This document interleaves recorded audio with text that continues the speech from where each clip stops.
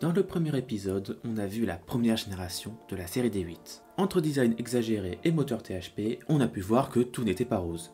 Mais dans la série D8, la partie qu'on va voir entre 2010 et 2016, c'est le début d'une toute nouvelle ère pour Peugeot.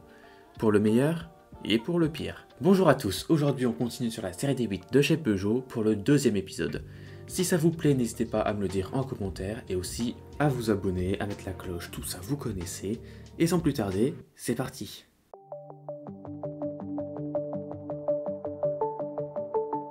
La 508, c'est le premier élément de la révolution Peugeot des années 2010. Adieu le style caractéristique des années 2000 et bonjour à un design élégant dont les inspirations sont très clairement le concept SR1 de 2010 et 5 by Peugeot Hybrid Concept de la même année. Et ce dernier est clairement cette 508 sous sa version presque finale. Le point commun entre ces deux concepts, qui se retrouvera sur la 508, le type de moteur. À chaque fois de l'hybride diesel, le fameux hybride 4, inauguré chez Peugeot avec le 3008. Pour revenir au design, il s'agit de façon drastique. Plus de folie, de calandre coupe-frites, de grilles spécifiques pour le logo, on revient sur du plus conventionnel. Mais avec cette classe et cette rigueur qui révèle encore une fois cette volonté de Peugeot de monter en gamme et de se frotter au premium allemand. Et pour se frotter au premium allemand, ce qu'il faut à celle qui succède aux 407 et 607 en même temps, c'est du bon moteur. Et première douche froide, pas de V6. Aussi bien en essence qu'en diesel. On devra se contenter de 4 cylindres, essence, diesel, hybride, 212 à 204 chevaux. En essence, du THP, youhou. Mais à noter qu'apparaîtra le THP 165 Eurostylage qui réglera pas mal de problèmes du moteur. Mais pour avoir de la fiabilité, le diesel sera à privilégier. Surtout qu'il y a presque que ça. Pour dire, il y a eu 3 moteurs essence de proposés, 4 en comptant un moteur disponible uniquement en Chine, contre 15 moteurs diesel. Parlons maintenant de l'intérieur qui évolue un petit peu. On est comme dans un sort d'entre-deux entre le Peugeot des années 2000 et la révolution des intérieurs Peugeot des années 2010. Du coup, il est pas mal. Juste ouais, c'est exceptionnel comme article. Mais il fait pas envie quand on sait ce que Peugeot va sortir par la suite. J'en ai rien à foutre. Cette 508, comme la 407, va exister en version break SW qui conserve toute son élégance, mais aussi dans une version un petit peu plus spéciale. Les années 2010, au-delà des SUV, il y avait une mode un peu plus rigolote, les breaks surélevés. Que ce soit du Volvo XC70, de l'Audi A4 Allroad ou de la classe E All-Terrain par la suite, c'est une façon d'avoir un look baroudeur sans sacrifier l'élégance d'une berline, et c'est super pour éviter de rouler en SUV. Peugeot va donc se lancer sur ce marché avec la 508 RXH, une 508 surélevée uniquement disponible en break. Disponible d'abord seulement en hybride puis après en diesel pur, elle est disponible avec des puissances allant de 180 à 200 chevaux, suffisant pour parcourir les chemins à toute vitesse. Enfin, pas trop vite avec le diesel simple parce que c'est pas une 4 roues motrices. Ouais, c'est dommage. Cette 508 sera restylée en 2014 où elle perd un peu de sa douceur pour gagner un petit peu en muscle et en agressivité et finira sa carrière ainsi en 2018 après plus de 560 000 exemplaires. C'est pas la folie, on sent un marché qui est en perte de puissance, un peu comme un THP malade, mais justement, pour un marché en déclin, c'est pas mal du tout.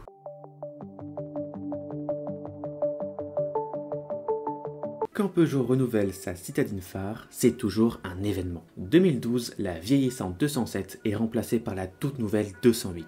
Basée sur les deux concepts 208 XY et 208 GTI, qui sont globalement les versions de série, cette 208 est une révolution en 2012. Sa bouille sympathique, moderne, qui reprend et adapte les éléments stylistiques de la 508 pour un petit gabarit, mais aussi elle perd 7 cm, mais aussi plus d'une centaine de kilos en moyenne, la faute à une 207 très grande et très lourde. La révolution se poursuit à l'intérieur avec l'apparition de l'iCockpit, ces compteurs de vitesse en hauteur combinés au petit volant, qui est vraiment agréable. L'intérieur est moderne, agréable, joli, bref, c'est un succès. En revanche, ce qui est moins un succès, c'est le fait que les déclinaisons qui existaient sur la 207 ne sont pas reconduites. C'est-à-dire pas de 208cc, alors qu'un concept existe, ni de 208SW, remplacé par un autre type de véhicule qu'on verra un peu après. En résumé, les seules carrosseries seront la 3 ou la 5 portes. Mais du coup, il reste quoi comme déclinaison ?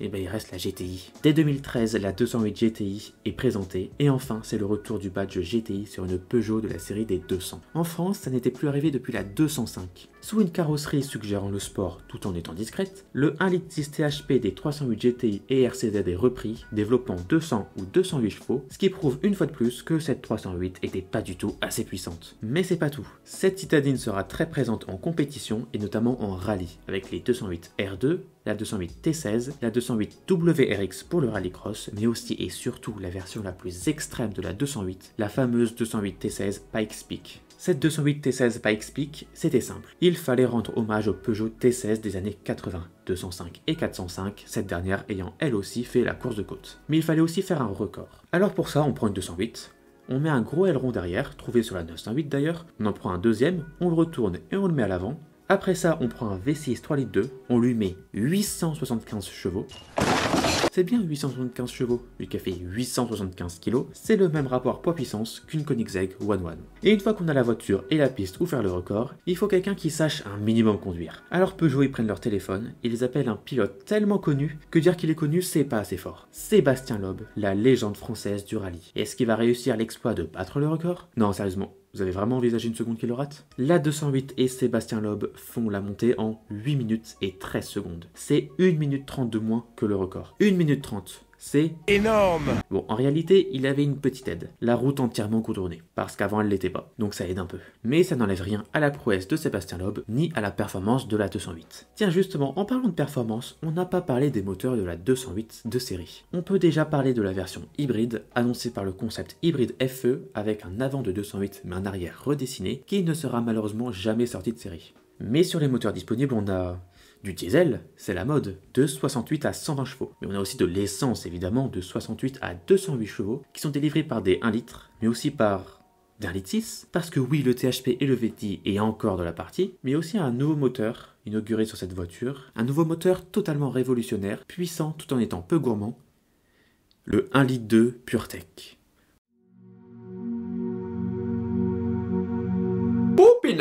Vous n'avez pas pu passer à côté de ce moteur. On en entend parler partout, on le déteste, on le fuit, mais c'est quoi le problème avec ce PureTech? Pourtant, tout commençait bien. Inauguré en 2012, ce 3 cylindres 1,2 litre amenait la puissance, l'économie d'utilisation. Sur le papier, il est parfait. Ce moteur apporte une innovation, le fait que la distribution baigne dans l'huile, ce qui permet une lubrification parfaite, une consommation moindre et une meilleure solidité. Enfin ça, c'est en théorie. Les problèmes sur ce moteur sont nombreux, mais voici les plus importants. Surconsommation d'huile, c'est chiant de faire le plein toutes les 5 secondes, mais surtout, le plus connu, la détérioration prématurée de la courroie de distribution. Parce que oui, quitte à mettre la distribution dans l'huile, autant mettre une courroie fragile qui ne va pas le supporter.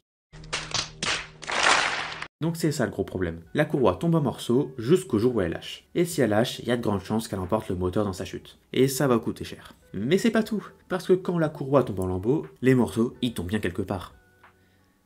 Oui, dans le système d'assistance au freinage par exemple. Ce qui cause un freinage moins efficace et une pédale bien plus dure. Et c'est donc pour cela qu'a été ramené au garage lors d'un rappel d'une envergure inédite, plus de 200 000 voitures rappelées en premier lieu, puis encore plus de 140 000 par la suite. À ce jour, ce serait, en réunissant toutes les marques, plus de 500 000 voitures qui ont été rappelées. C'est juste énorme. Parce que oui, plusieurs marques rappelées, parce que ce PureTech a été monté dans tout le groupe PSA puis Stellantis, alors imaginez un peu la taille du problème. Aujourd'hui, la courroie a été remplacée par une chaîne, et Peugeot n'assume plus cette appellation, qui a juste disparu du catalogue. Bien, j'ai une réponse à ça. Bon, parenthèse fermée, retour à la 208. Restylée en 2015, elle sera vendue jusqu'en 2019 à plus de 2,7 millions d'exemplaires. Cette 208, c'est un succès et un classique de cette génération, plusieurs fois la voiture la plus vendue de France, devant une certaine Clio.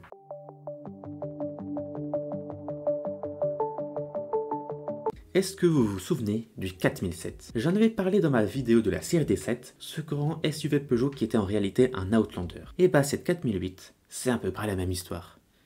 Sorti en 2012, le 4008 reprend la base d'un Mitsubishi ASX, toujours dans cette optique de faire des SUV à bas coût certainement, et comme le 4007, le 4008 a son cousin Citroën, le C4 Aircross, bien différent niveau design. Et justement, parlons design. On avait pu reprocher au 4007 une grande ressemblance au Mitsubishi et des traits de design pas adaptés au véhicule. Ce 4008 c'est différent, il essaye au maximum de se différencier de la SX et c'est plutôt mission réussie. Même si l'œil expert le verra quand même, le design Peugeot s'adapte bien à la base, ce qui donne un résultat pas trop mauvais, excepté peut-être l'arrière qui est un peu trop plat et vide. Mais ce 4008, malgré son nom, n'est pas là pour remplacer le 4007. Il est d'ailleurs plus petit que lui. Il n'est pas là non plus pour concurrencer le 3008, ni conçu spécifiquement pour le marché français. Ce 4008, il a une vocation mondiale, alors que la popularité de ce genre de modèle était en forte hausse un peu partout sur le globe. D'ailleurs, pour ne pas concurrencer en interne le C4 Aircross, le 4008 n'était disponible qu'en 4 roues motrices chez nous. Et en parlant de ça, parlons aussi des moteurs. Parce que là aussi, l'offre du 4008 est restreinte chez nous. Nous n'avons que du diesel, donc pas de THP, ni de PureTech, et ça c'est une bonne nouvelle.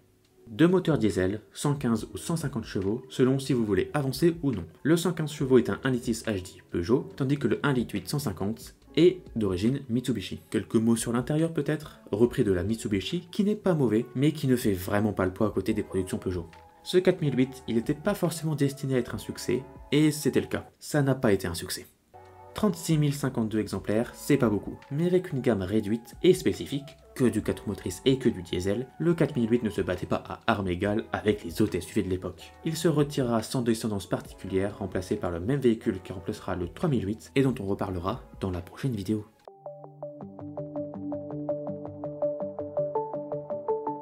La voilà, la déclinaison SW de la 208. Je pense que je ne vous apprends rien si je vous dis que les breaks, notamment les petits breaks, sont en déclin au profit des SUV. Annoncé par le Peugeot Urban Crossover Concept et le 2008 Concept, le Peugeot 2008 sort en 2013 après la 208. Et pour faire simple, c'est une grosse 208.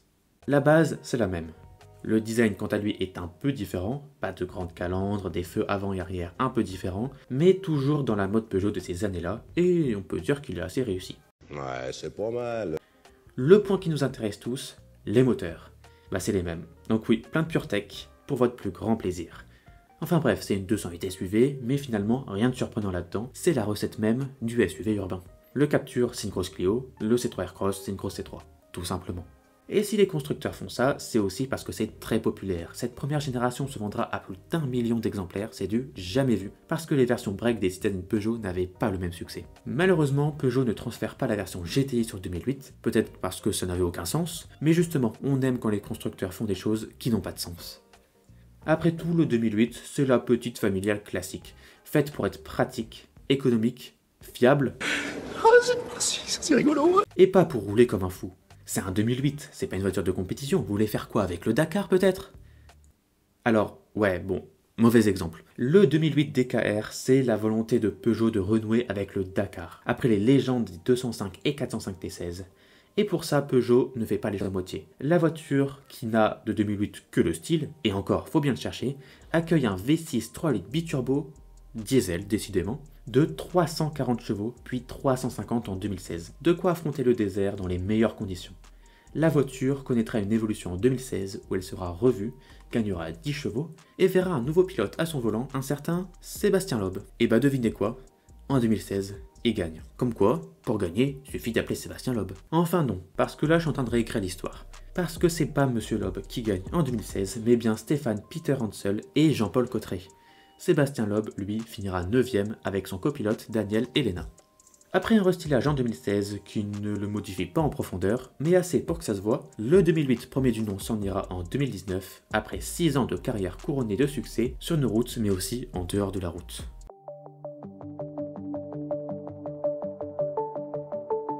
Celle-ci, c'est peut-être celle qui nous a tous mis une claque à sa sortie. Parce que oui, cette 308 est une révolution chez Peugeot. Nous sommes en 2013 et Peugeot décide de nous sortir ce chef-d'œuvre, celle qui incarne parfaitement le nouveau design Peugeot. Cet avant, à la fois simple mais élégant et premium, et cet arrière totalement au niveau des productions germaniques de l'époque et qui à mon sens n'a pas pris une seule ride. Bon, vous l'avez compris, j'adore le design de cette 308. C'est peut-être la plus belle Peugeot de cette génération. Mais ce qui est tout nouveau aussi, c'est qu'elle s'appelle 308. Là, vous allez me dire, bah ouais, normal, y a quoi de fou? Enfin, l'ancienne génération aussi, elle s'appelait 308. Et bah justement, elle s'appelle comme celle d'avant. Normalement, chez Peugeot, on va de 1 en 1. Mais là, la 309, elle existait déjà. Puis une fois arrivé à 309, on fait comment? 310? Bah non, il n'y a pas le zéro central. Du coup, on fait quoi? On revient à 301? Bah non, elle existe déjà, c'est une berline 4 portes low cost. Alors on bloque à 8. Et à partir de là, toutes les Peugeot bloqueront à 8. Pour parler de l'intérieur de cette 308, on y reprend les bonnes idées de la 208, le high cockpit, le petit volant, et globalement c'est un intérieur très réussi, très moderne pour l'époque et toujours agréable de nos jours. Maintenant, on va parler des moteurs, l'élément qui fait mal, parce que oui, évidemment, il y a du PureTech. Bien évidemment! Et le haut de gamme est en THP, évidemment. Bien évidemment! C'est terrible que les moteurs soient mauvais alors que la voiture est extrêmement poussée en design extérieur comme intérieur. C'est comme finaliser le design de la plus belle des Ferrari et y mettre un moteur de tracteur tondeuse. À moitié cassé. On peut quand même souligner au fur et à mesure des années que le THP s'est amélioré pour devenir, sur les derniers modèles, des moteurs pas si mauvais que ça. Donc disons que c'est envisageable. Et quelque chose d'assez étrange, chez Peugeot, plus vous montez en puissance, plus le moteur est fiable. Parce que oui, le THP le plus fiable que l'on connaisse, c'est le 270, la version GTI. Et cette 308 GTI, c'est une future légende à laquelle il faut tout de suite s'intéresser. Une des dernières compacts sportives purement thermiques. Cette 308 GTI arrive en 2015 et elle a un peu de travail. Pourquoi ? Parce que la précédente était un veau, donc il y a une réputation à sauver. Et pour ça, Peugeot va reprendre son 1.6 THP, l'améliorer, le renforcer, le fiabiliser et lui faire sortir 270 chevaux. Voilà une puissance respectable, au niveau de la Mégane RS de l'époque et au-dessus d'une Golf GTI. Cette 308 GTI pouvait s'accompagner d'une peinture spéciale appelée coupe franche, tout simplement une peinture biton où l'arrière est peint en noir et l'avant dans une couleur différente, rouge ou bleu par exemple. La 308 sera déclinée en version break, comme le veut la tradition, mais aussi en version 4 portes en Chine. Mais par rapport à l'ancienne 308, celle-ci perd sa version 3 portes, mais aussi la version CC. Dommage, le résultat aurait pu être exceptionnel vu le potentiel de la voiture. Mais la 308 deuxième du nom connaîtra aussi un concept incroyable qui aurait pu tout révolutionner s'il était sorti. La 308 Air hybride. Pour faire simple, un litre THP 270 chevaux, c'est pas assez. Donc on met des moteurs électriques et on fait passer le tout à 500 chevaux. Et je vais pas en parler plus, parce que je me garde l'histoire de cette voiture sous le coude pour une prochaine vidéo, donc affaire à suivre. Cette 308 sera restylée en 2017, un peu comme le 2008, avec le logo qui retourne dans la calandre, et restera ainsi jusqu'à sa fin de production en 2021. Enfin, pas tout à fait, car en 2020 arrivera une sorte de phase 3, qui ne change pas grand chose si ce n'est une pièce maîtresse, les compteurs, qui passent en numérique. Mais étant donné la période, on sortait tout juste du premier confinement, vous devez vous en souvenir, il y avait une pénurie de semi-conducteurs. Alors ces compteurs numériques sont sacrifiés pour revenir aux anciens à aiguille. Donc ces 308 au compteurs numériques sont très rares. Si vous en avez une, sachez-le, c'est rare. Ça peut aider pour la vente, surtout si vous voulez faire oublier que c'est un PureTech. Malgré tout, cette 308, en plus d'être un chef-d'œuvre stylistique et mécanique, je parle de la GTI, c'est un succès commercial avec près de 1,4 million d'exemplaires produits. A vrai dire, si le PureTech n'avait pas eu tous ces problèmes, on aurait certainement en face de nous l'une des compacts les plus réussies de son temps.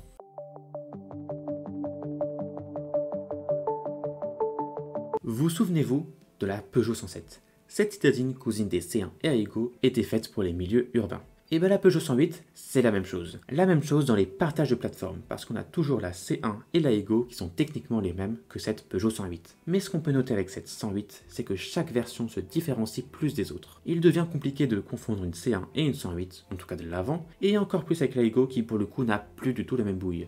En parlant de design justement, cette 108 intègre parfaitement les codes Peugeot. Elle est en quelque sorte une mini 308 qu'on aurait compactée pour qu'elle fasse moins de 3,50 m de long. Question habitacle, il est récupéré de l'Aygo, encore une fois dommage étant donné le potentiel de Peugeot dans le domaine. Et question moteur, ça donne quoi? À la surprise générale, la 108 est fiable. Non, c'est pas vrai! Alors qu'elle peut être équipée du PureTech. Je vous explique. Dans la 108, déjà, il n'y a pas de diesel, parce que c'est pas utile. On aura deux moteurs essence, le 1 litre VTI de 69 puis 72 chevaux, et le 1 litre de VTI de 82 chevaux. Est-ce que vous voyez le truc venir? Oui. Peugeot a renommé le fameux 1 litre de VTI en 1 litre de PureTech pour coller avec le reste de la gamme. Alors ce moteur de 82 chevaux hérite de la réputation catastrophique du PureTech, alors qu'il n'est pas vraiment concerné. Le cœur du problème des PureTech concerne les versions équipées de turbo, donc les 110 et 130 chevaux. Alors ça ne veut pas dire que ça n'arrive jamais sur les versions Atmo de 82 chevaux, mais beaucoup moins. À surveiller quand même pour être sûr, mais c'est un achat totalement envisageable. Mais si vous voulez avoir l'esprit tranquille ou que le PureTech vous a traumatisé à jamais, vous avez le petit 1 litre 72 chevaux, le seul qui reste après la mise à jour de 2019. Cette 108 sortira aussi en version cabriolet, la 108 Top, équipée d'un toit découvrable. Donc la 108, si vous voulez une mini citadine, que vous aimez Peugeot, que vous aimez Mika, que vous êtes allergique au PureTech, ça s'envisage totalement. Cette 108 ne sera pas restylée, ne profitant qu'une mise à jour technique en 2019, et elle se retirera en 2021 après plus de 400 000 exemplaires, ce qui est pas mal pour un marché où ces petites citadines disparaissent une à une, et c'est malheureusement ce qui arrivera à cette 108, mais aussi à la C1. Seule la Aygo continue aujourd'hui modifiée en mini SUV.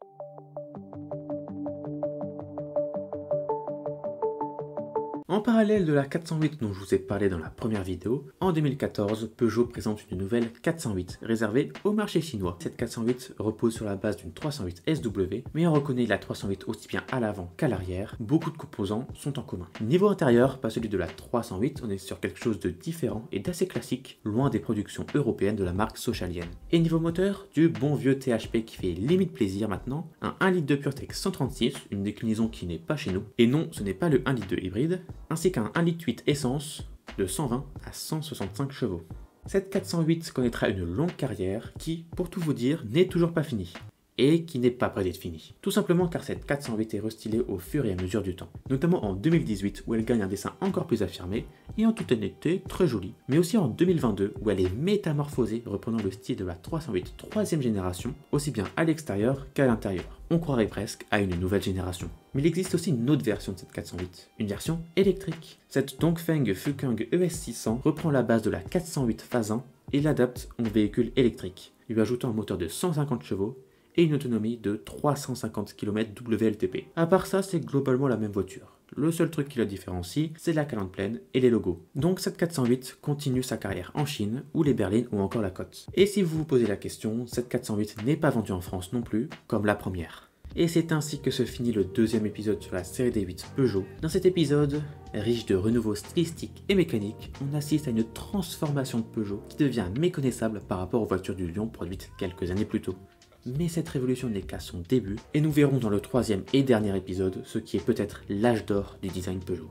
Merci à tous d'avoir suivi cette vidéo jusqu'à la fin, j'espère qu'elle vous a plu. Si c'est le cas, n'hésitez pas à mettre un pouce bleu, un commentaire, à vous abonner. Dites-moi en commentaire de quelle voiture, quelle marque, quelle histoire vous voulez que je parle. Sur ce, moi je vais conduire un PureTech, c'était Alpi, à plus.